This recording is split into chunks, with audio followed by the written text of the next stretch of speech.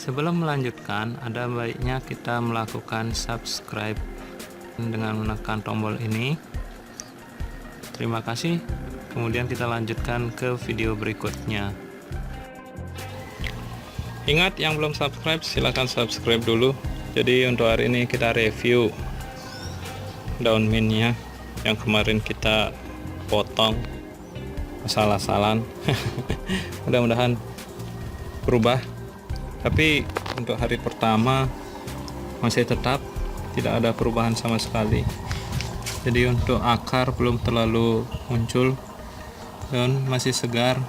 Mungkin ini yang layu, tapi yang sisanya masih bertahan. Untuk hari pertama review cukup. Ingat, kita harus melawatnya, nanti akan banyak seperti ini. Oke, terima kasih untuk hari ini.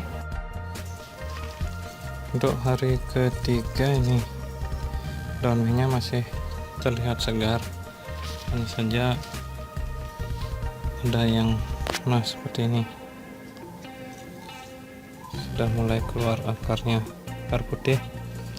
Jadi ini rasanya sudah berhasil, kita tinggal tunggu yang lainnya. Dibiarkan saja dulu. Yang ini rasanya belum isi, dia belum ada akarnya. Untuk yang lainnya juga belum, tinggal ditunggu saja. Oke, update untuk hari ini perkembangan daun mint saya rasa cukup. Dengan kata lain bahwa hanya dipotong dari tanamannya, dari tanaman yang sudah ada, kemudian dipotong, dipindahkan, udah pasti berhasil nih.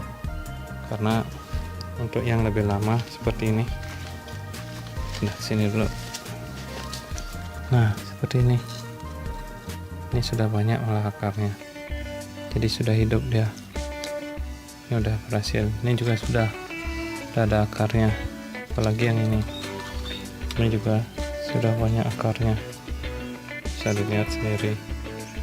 Jadi kalau ingin memperbanyak cukup mudah, tinggal dipotong. Jadi yang mana saja yang sudah lumayan panjang dipotong, kemudian di-stek, dicelupkan ke tempat penampungan yang ada airnya. Udah, tinggal ditunggu pasti tumbuh. Oke, cukup untuk hari ini. Ingat, bagi yang belum subscribe dulu.